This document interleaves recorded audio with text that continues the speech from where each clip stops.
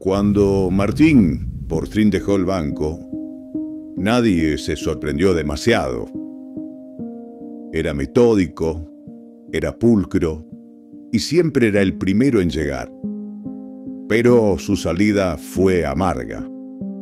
Rumores de auditoría internas por un lado, una discusión con su jefe directo por el otro, y la promesa de que alguna verdad iba a salir a luz. Tuvo un mes para empacar. En sus cajones quedaron fotografías de sus hijos y una libreta con números tachados. Nadie pensó que se convertiría en problema, al menos no al principio. Un trimestre después,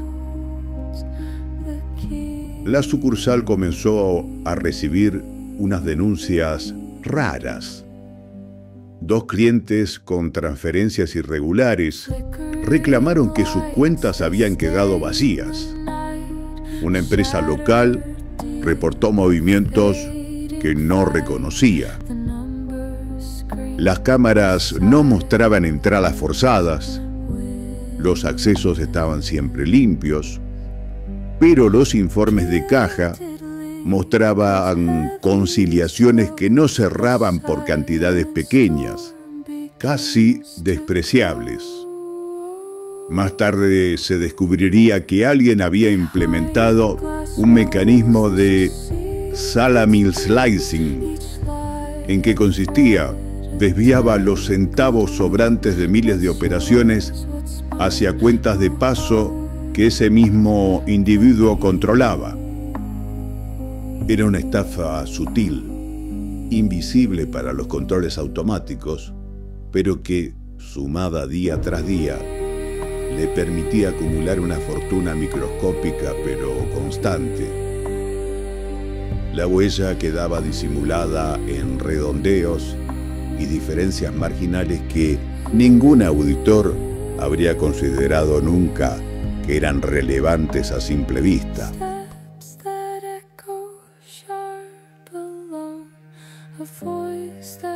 Nada parecía conectar hasta que Cecilia, la oficial de cumplimiento, se topó con un patrón repetido. Todas las cuentas afectadas tenían en común un gestor que había vuelto a comunicarse con sus titulares por teléfonos, mencionando un proceso de verificación urgente y pidiendo confirmar datos mediante mensajes. La voz, dijeron algunos, les pareció familiar. Buenos días, mi nombre es José González, soy ejecutivo de cuentas del Bank of America y lo estamos llamando para verificar la seguridad de su cuenta bancaria. Mientras tanto, en los pasillos del banco, el ambiente se iba enrareciendo más y más. Mensajes anónimos llegaron a los casilleros de 3 ex colegas de Martín, que aún trabajaban en la firma. Los sobres contenían fotos tomadas desde lejos, referencias a noches fuera de turno y, sobre todo, una leyenda corta. No hables, sabemos lo que guardás. Las amenazas vinieron por distintos canales. Un número con tono grave que colgaba sin explicar, correos de cuentas anónimas con capturas recortadas y un paquete con un pendrive que nadie se atrevió a abrir. Los colegas comenzaron a cambiar rutinas, a pedir que otros firmaran por ellos, a evitar pasar datos por teléfono. La comisaría de la jurisdicción derivó el caso a la unidad de fraudes. Se conformó un equipo mixto con la oficial Cecilia, un perito forense digital y 2 alumnos de detective en prácticas. Su hipótesis inicial fue simple. Un ex empleado con conocimiento interno había usado su experiencia para explotar fallas humanas y cobrar por el silencio. Pero el terreno probatorio era fino. Si querían probarlo, necesitarían atar dos hechos. Por un lado, las estafas a los clientes y por el otro, las amenazas a los trabajadores. La investigación se movió en tres frentes. El primero, la entrevista con clientes, que mostró que el contacto conocía detalles que no se divulgaban en el exterior: horarios de corte, nombres de responsables y una jerga interna que sugería acceso privilegiado. El segundo frente, el análisis de logs de accesos, no mostró conexiones externas directas desde fuera de la red del banco, pero sí algunos intentos de recuperación de contraseñas realizados con respuestas correctas a preguntas de seguridad antiguas. Tercero, las coartadas de los sospechosos se cruzaron con movimientos financieros, pequeñas transferencias a terceros que a simple vista no parecían relevantes, pero que en conjunto formaban una cadena de pagos hacia empresas pantalla. Cuando el equipo confrontó a Martín, él negó tener algo que ver. Aceptó haber leído correos y guardar billetes en sobres, pero dijo que lo hizo por preocupación y para proteger a su familia. Lo que cambió la escena fue una escucha autorizada judicialmente, con una voz que amenazaba: cállate, mejor cállate o le contamos a tu mujer. ¿Escuchaste? Que también usó apodos y referencias a vidas personales que solo podían venir de alguien con tiempo dentro de la sucursal.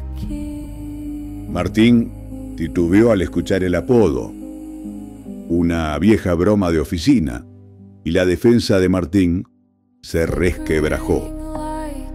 Además, el sonómetro de la policía, un analizador de ondas de audio, demostró que a pesar de que Martín disimuló la voz, las frecuencias del espectro acústico correspondían indudablemente con su voz.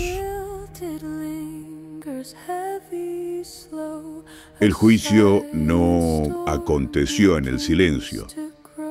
Los peritos presentaron cómo las microtransferencias, las coincidencias de llamadas y la presión sobre los empleados formaban un patrón sistémico.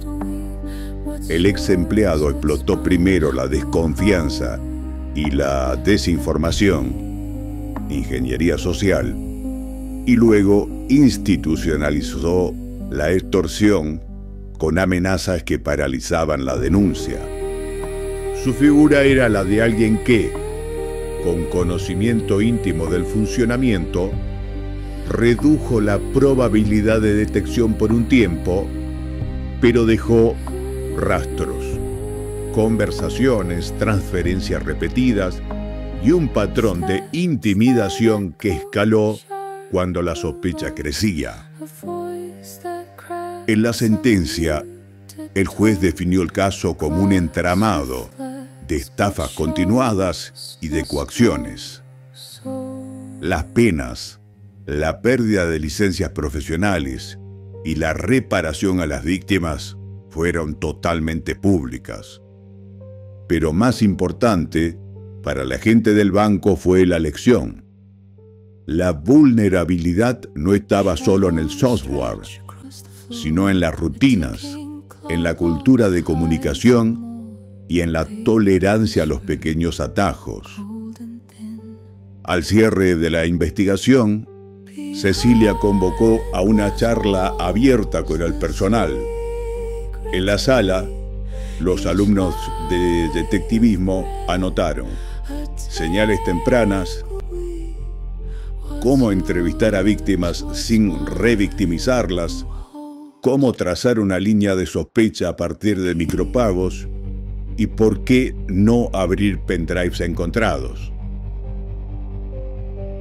Martín, una vez condenado, fue la sombra que mostró lo que puede pasar cuando el conocimiento técnico se usa para quebrar la confianza.